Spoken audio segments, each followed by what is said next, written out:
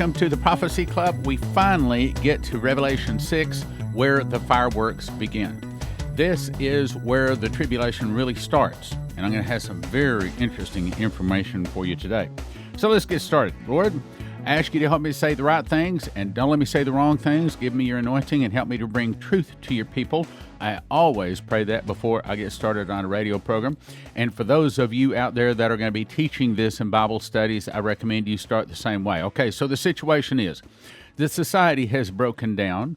People have finally discovered that the pre-trib rapture, yes, was one big misunderstanding. Things put out of order in the Bible. They're in the middle of trouble, and they're now discovering they're behind the eight ball. In other words, they're behind time. They should have learned this years ago. Now they're seeking out someone that can teach them about Bible prophecy. What in the world is going on? And they have found you.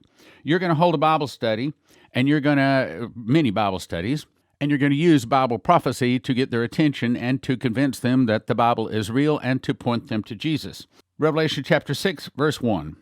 And I saw when the Lamb, as in that's Jesus, opened one of the seals, as in that's the book that he just qualified to open. Who is worthy to open the book and loose the seals thereof? No man in heaven nor on the earth, neither under the earth was able to open the book, neither look thereon. So this is the book that in chapter 5 he was qualified to open. This is the book of judgment. However, I want you to hear this, because I hope and I pray, and probably you will too once you understand this, that God will allow me to hear the opening of the first seal. And I do believe at 66 years old that I will hear the opening of that first seal. I think the tribulation is that close. I saw when the Lamb opened one of the seals, and I heard, as it were, the noise of thunder. I want to be able to hear that. And one of the four beasts saying, Come and see. And I saw, and behold, a white horse. And he that sat upon him had a bow, and a crown was given to him, and he went forth conquering and to conquer. Well, I made several DVDs on Revelation and Daniel, and I'll tell you, in the DVD that I made on Revelation verse by verse, which is still a very good DVD if you want to have a DVD, me teaching through Revelation verse by verse and Daniel verse by verse, those are available at prophecyclub.com or watch instantly at watchprophecyclub.com. But you will see that I've changed my opinion on this particular part. I say that this is probably the Pope. That's wrong, okay? Actually, again, when you memorize the Scripture, you'll discover that you see things deeper, not only in the ink on the paper, so to speak, but also you get revelations. And in this case, I got a revelation. This is actually a spirit from God. This is an angel from God that he has sent out to do this. In other words, God is, in his infinite wisdom, is actually destroying this earth little by little. And of course, towards the end, it gets to where it's a lot by a lot. I mean, it's falling apart very quickly already. I mean, with all the hurricanes we see, all of that is the process of the woman in travail. He's removing this world, and he is making us choose. Either we take the mark and we lose our salvation, be put into perdition, torment for all eternity, or we choose Jesus. That's the funnel at the bottom of the decision that he's trying to bring us to. He's trying to make everybody make a decision. Either choose Jesus or choose the devil, one or the other. So this is the start. I want you to try to imagine this. Maybe it's a bright sunny day, maybe it's in the middle of the night, but all of a sudden you hear a noise, and it's going to be as the sound of a thunder, and it goes around the world. Probably every ear on earth will hear it, but of course about 100%, as they say, will not know what it is, and they will not recognize what it was. But the prophecy student that understands this verse will say, wait a minute, that was the opening of the seal. The 7 years just started. And if you can recognize that, you know that 2,520 days later, Jesus returns according to the Scriptures. So hearing that noise of the thunder is really big. Now, when Ken Peters spoke and made his very, very popular DVD, I Saw the Tribulation, also available at prophecyclub.com, also available at watchprophecyclub.com, about 40 years ago, when he had this dream, when he was called to be a prophet, he said that he heard a long, loud horn honk. And he said it sounded like a 1957 Chevrolet. That's what he said, as I recall anyway.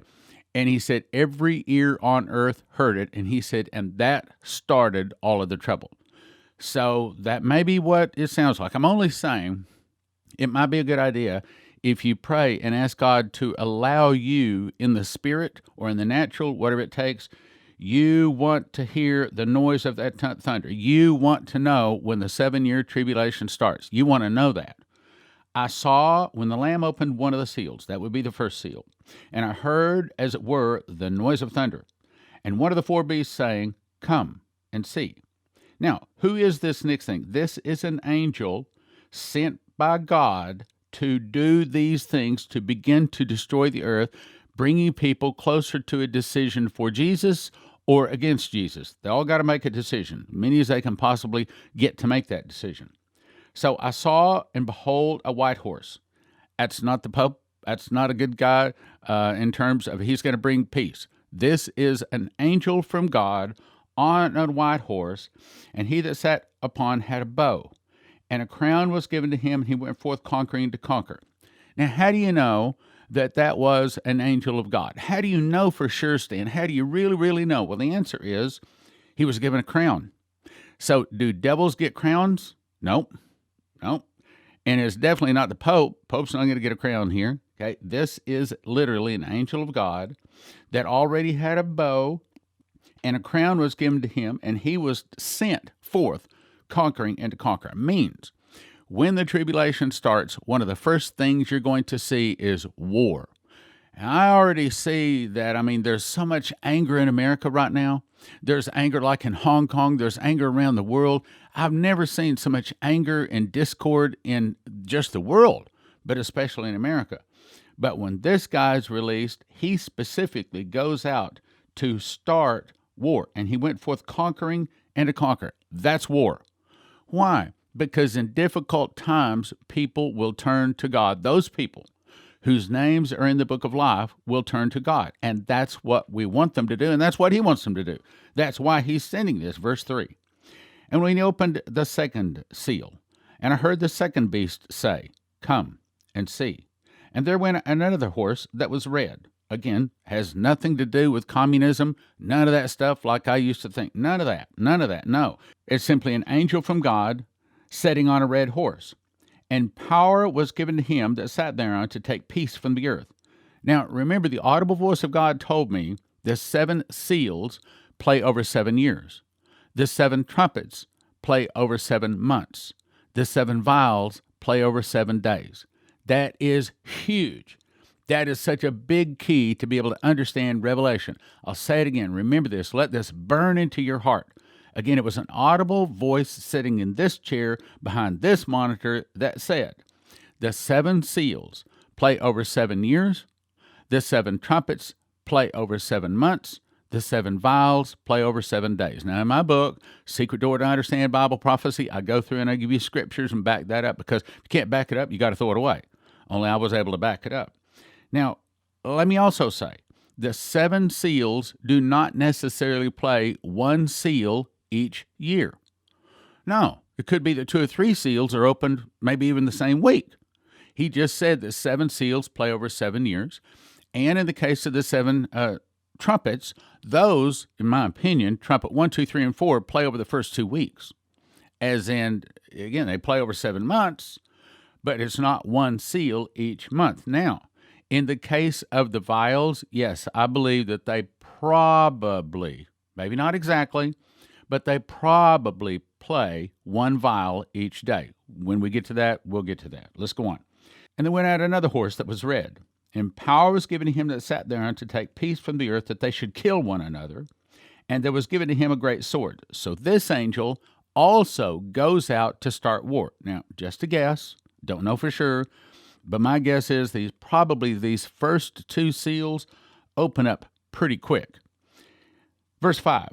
And when he opened the third seal, now this is just my guess, I don't think this one opens as quickly as the first 2. Probably the first 2 seals open up, may even be the first week. Okay. When he opened this third seal, I heard the third beast say, "Come and see."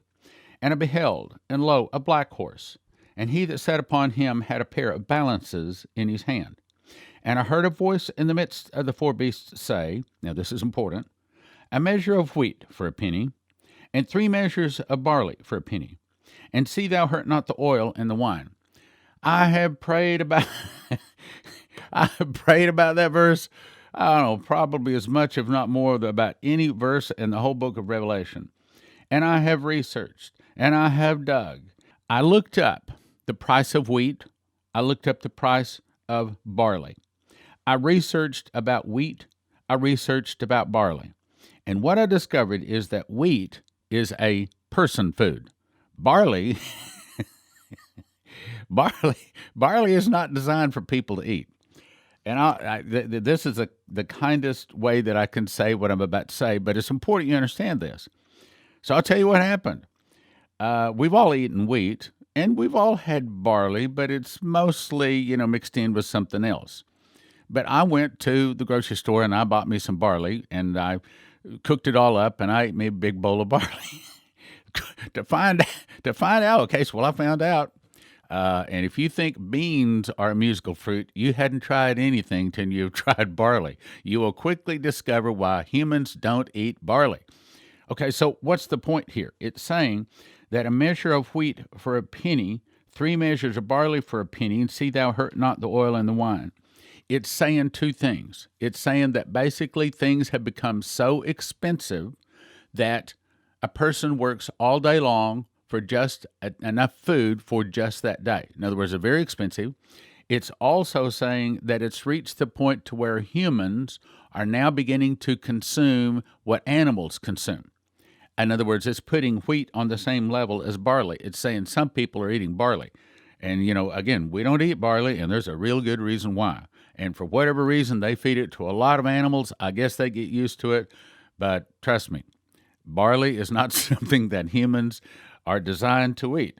Now, here, the whole point of the verse is it's saying that after the first seal is opened, and that angel goes forth with a bow to conquer and to conquer, after the red horse goes out and power is given him to take peace from the earth, to kill one another, after a big time of war, and that war, I'm just guessing at this point, has probably lasted a year or two.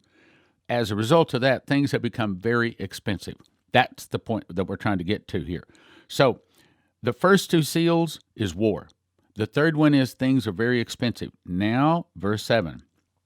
And when he opened the 4th seal, I heard the voice of the 4th beast say, come and see. Now remember that the 4th beast is the final beast that had the ability to say, come and see. And that's all the horses there are. Those are the only horses, the only angels that are released to go out and do damage, but we'll explain. And when he opened the 4th seal, I heard the voice of the 4th beast say, come and see. And I looked, and behold, a pale horse. Now, I've researched that, and I believe that horse, that pale horse, is probably more like a green horse. I mean, it's like chlorine. It has to do with that word, and just to get to the basic meaning, think of it as a green horse.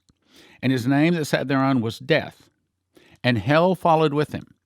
And power was given unto them over a 4th part of the earth to kill with sword, with hunger, with death, and with the beasts of the earth. Got that? So he kills with sword, hunger, death, and with the beasts of the earth. Now, let's just take a second and pause here. Right now, cockroaches are an annoyance, but they don't kill anybody. But if God were to turn the cockroaches, just the cockroaches, against humans and say, I want you to kill them, could they? Well, maybe not directly, like in a direct attack, but indirectly they could do a lot of damage. Try to imagine an angel out there that is turning all of God's creation against evil man. I mean, mice, rats, snakes, birds. Think about that. So they're using the beasts of the earth to kill, not just war as in sword, not just hunger as we saw back over here with the wheat and the barley. That's killing with hunger. That's what it is. And then with death. And the Bible doesn't say kill them with death. Well, I don't know. Is that disease? I mean, it's unclear. And I've done research into that, and that's what it says. And there's nothing you can dig into it any deeper. So this 4th one is a lot of death. Sword, hunger, death with the beasts of the earth. Why? We're probably at this point about halfway through the tribulation. This is 3.5 years to 4 years, somewhere in there, after war has started, after the beast has been introduced to the world. Now, I believe the beast is, as a matter of fact, I had a racquetball buddy last night. We got to talking after we were playing, and he said, do you think the Antichrist is already in the earth? And I said, no. And he was shocked. I said, no, absolutely. He said, well, didn't you just say that we don't have too long? I said, that's right. I said, you have to understand, the Antichrist is not born of a woman. He doesn't have to be raised as a child. He ascendeth out of the bottomless pit and goeth into perdition. The beast ascends out of the bottomless pit, and all of a sudden, he was not there yesterday, but he's now on the earth. That's where he comes from. He ascendeth out of the bottomless pit. That's the beast. So no, he doesn't have to be born. He's not going to be a child. He doesn't have to go to school. He doesn't have to graduate from military school. None of that stuff like some movie came out with. That's not the way it happens. No, he's not on the earth yet. And we know that from Maurice Sklar in his vision of a courtroom of heaven. And he is there next to Lucifer. The beast is saying, yes, I want my time. I've been promised 3.5 years. See, he gets rule of the last 3.5 years. But I believe that he will be on the earth for 7 years. In other words, he appears probably when you hear the noise of the thunder, if we get to hear it, and I hope and pray we do, then that's probably when the beast comes into the earth. But he doesn't rule but for the last 3.5 years. But he's raising himself to power. That's when he overcomes the 3 other beasts, talking about Daniel 7. So anyway, let's go on here. He's able to kill over a fourth part of the earth with sword, hunger, death, and beasts of the earth. Verse 9. And when he had opened the 5th seal. Now, this is the effects of the first 4 seals, of the war, things getting expensive and things like that. When he opened the 5th seal, I saw under the altar the souls of them that were slain for the word of God, and for the testimony which they held.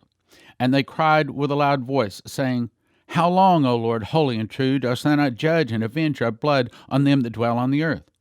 And white robes were given to every one of them. And it was said unto them that they should rest yet for a little season, until their fellow servants and their brethren that should be killed as they were should be fulfilled. So here we see a picture of a lot of people that have become overcomers. As I said the other day, we overcame by the blood of the Lamb, by the word of our testimony, and we love not our lives unto the death. Does not necessarily mean we have to die, but it does mean that we were willing to. Now, here's the reason I say that. I'm willing to die for my Lord. I have prayed many times, Lord, please allow me the blessing of being able to glorify your name with my death. But that does not necessarily mean he's going to give that. As a matter of fact, every time I've prayed that, I keep getting, no, Stan, you don't get to die for me. Sorry, that is not in your prophecies. That's not what I have for you. But that doesn't stop me from asking. Okay, I mean, in some way, I sort of wish that I could have gone through some of the torture. I know this is crazy. It's probably not good radio, but I just want to be closer to my Lord. Do you understand that? That's all I want. Okay, so if it takes going through some difficulty to do that, then I'm willing to do that. So, and I think that's not a bad idea. So anyway, this is a group of people that are overcomers. They've died for the Lord Jesus, and they're saying, how come you have not already brought judgment on the whole world? Why? Because at this point, we're probably about 5, maybe 6 years into it, somewhere 5, and in that ballpark, there's been war, there's been famine, there has been the mark of the beast come out. That's the picture we see right now. Now let's go to the next verse. Now, all of a sudden, again, the 7 seals do not play 1 seal each year. My opinion, between the 5th seal and the 6th and 7th seal, there may be several years. And the 6th and the 7th seal may play all that last week. But we'll get to that. Verse 12. Now we have jumped to the very end. We are at, on, or about the day of the Lord, which is the final trumpets. And he says, And I beheld. And when he opened the 6th seal, and lo, there was a great earthquake.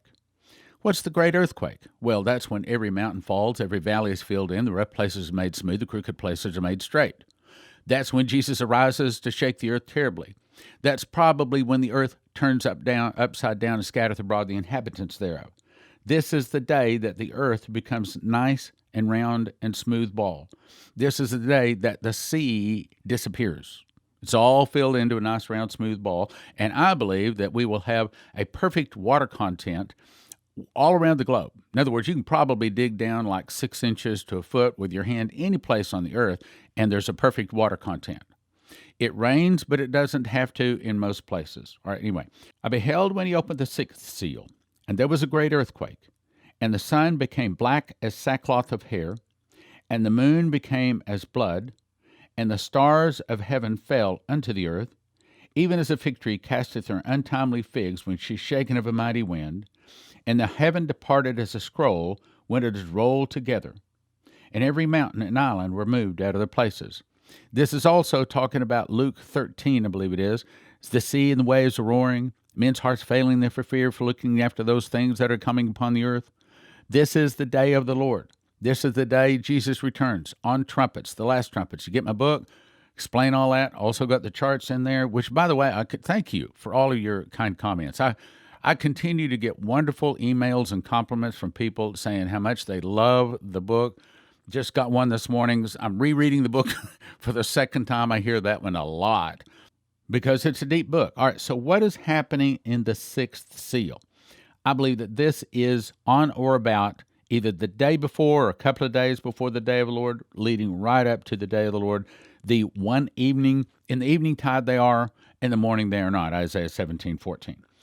I believe that when it says, and there was a great earthquake, and the sun became black as sackcloth of hair, yes, that we know that there was a great earthquake, and smoke came out of the earthquake. That's where the locust came out, but that was 5 months earlier. The locust sting for 5 months. So that was 5 months ago. So that is probably not what is causing the sun to become black as sackcloth of hair. Besides that, if the sun right now, this very instant, if it was to lose its flame, and if it were to go out, how long would it take the sun to become black as sackcloth of hair? Now think about that. How long would it take for the sun to cool down? Would you not see first a bright red ball, and then it would become less red, and then less red? I mean, even though deep space is minus 455 degrees, if the sun lost its flame, it would begin to cool rapidly. But would it cool in 24 hours? I don't think so. A week? I mean, I'm not a scientist, but I don't even think I think it's probably more like a month or maybe even 2 months before it would begin to turn from a bright yellow down to a red and then maybe a maroon. And it would take a while for it to cool down, in my opinion. I mean, it's a really big surface up there. So it's probably not being caused by a great earthquake, a crack in the earth. And instead, what I think is happening when it says the heaven departed as a scroll, I think it's eternity. We talked about this once before. It's eternity entering into time. And I'll briefly explain that. If you go back in the very beginning of Genesis, before his face, before he moved upon the face of the waters, it says, and there was void, or there was darkness. So darkness is eternity. That's before time was created. That was before God said Bereshit, which is light. He didn't say, let there be light. He simply spoke and said, light. And probably that was the Big Bang, some kind of a giant explosion. But he didn't create the sun until several days later. So, wait a minute, that Big Bang, that light was not the sun. So, first there was darkness.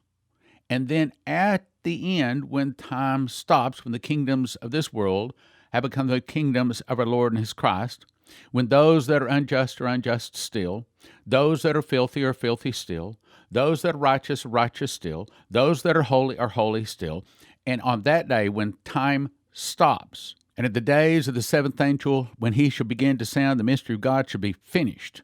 And in another place where it says, and he poured out his vial into the air, and there was a voice out of heaven from the throne saying, it is done. That is when time stops. And at that point, the sun, eternity will enter into time, and the sun becomes black as sackcloth of hair. Why? Because you can't even see it. The moon became as blood. So this is eternity entering into time. This is Jesus returning. Woe to those that desire the day of the Lord, for it is not a day of light, but a day of darkness. Okay, darkness. In other words, eternity enters into time. The moon became as blood. The stars of heaven fell into the earth as a fig tree casting her untimely figs when she is shaken of a mighty wind.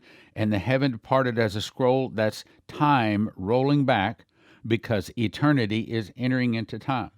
When it is rolled together, every mountain and island were moved out of their places. The kings of the earth, the great men, the rich men, the chief captains, the mighty men, the bondman, free men, hid themselves in the dens under the rocks and the mountains, and said to the mountains and rocks, Fall on us and hide us from the face of him that sitteth upon the throne and from the wrath of the Lamb, for the great day of the wrath has come, and who shall be able to stand? Now, when I was doing that rapture debate, that was another one of the questions. Somebody started reading that from the Bible, and I just finished quoting it for them, and they said, yeah, well, what about that? And I said, because they were asking, also part of the question was, what about Luke 21:36? And I said, well, what about it? Well, what about where it says, Watch ye therefore and pray always that you might be accounted worthy to escape all these things and to stand before the Son of Man? So I went here and I said, well, this is what it's talking about. And he said unto the mountains and rocks, Fall on us and hide us from the face of him that sitteth upon the throne, from the wrath of the Lamb, for the great day of his wrath is come, and who shall be able to stand? That's the stand. Meaning, if you make it through the morning star, if you make it through the day of the Lord, if you make it through the burning of the tares, if you make it through that, then you are standing. Watch ye therefore and pray always that you might be accounted worthy to escape all these things and to stand before the Son of Man. That means that you escaped the burning of the tares. You escaped the burning of the works that were no good. All of the works were burned up of some people. It means that at this point, you now have white raiment, and the shame of your nakedness does not appear. So this is the day that Jesus has returned. This is the day of the Lord. The last trumpets. In the evening tide they are, and in the morning they are not. October 4, 5, and 6, it's the Understanding End Times Conference, Living Word Fellowship, Evansville, Indiana. Friday evening, 6:30, I'll speak on my 7 seals, 7 trumpets, 7 vials chart. Saturday morning, 10 a.m., I'll speak on my Feast and Revelation Prophecies chart. Saturday evening, 5 p.m., Leslie will speak on the Kundalini Spirit. Sunday morning at 10 a.m., I'll take half the time with Miss the Mark, my new book, and Leslie will take the rest of it. As you know, I'm called to build an end-time army of prophecy teachers working miracles. I want you to come so I can lay hands on you and anoint you for you to receive 2 anointings. The spirit of revelation as I received it when I memorized the book of Revelation. 2, to work in 7-fold miracles when the judgment arrives. The room only holds 350 people, and the church is probably going to take from 100 to 150 of them, so it will fill quickly. I suggest you do the $25 registration quickly at endtimesconference.com. $25 registration at endtimesconference.com. October 4, 5, and 6, Understanding End Times Conference, Living Word Fellowship, Evansville, Indiana. See you there! In 2017, I memorized the book of Revelation. God showed me a single word, first fruits, is a secret door found in Revelation and Leviticus. When linked together, the end-time events can be placed in chronological order. For the first time, we can know what feast Jesus returns on, the feast for the judgment seat of Christ on the great white throne, and the feast upon which the wheat is resurrected, and on the day the New Jerusalem comes down to earth. And even though I've been in Bible prophecy for 40 years, I freely admit to you that I knew nothing that is revealed in this book supernaturally. So you probably know nothing that is in this book. One prophetic word said, there is a lock that I have put over a word in the book of Revelation that I'm going to open unto you. It will turn many books written on the end-time message into obsolete books. That's this book. Don't get 1 for $20. Instead, get 5 for $30 or 10 for $55. Or a new case price, 60 books for $250. That's 60 books in a case for $250. The secret door to understand Bible prophecy at prophecyclub.com. At watchprophecyclub.com, you can have instant access to over 200 titles on a recurring monthly subscription of $20 or yearly for $200 at watchprophecyclub.com. That's $6,000 worth of information at watchprophecyclub.com. That's watchprophecyclub.com. What a deal.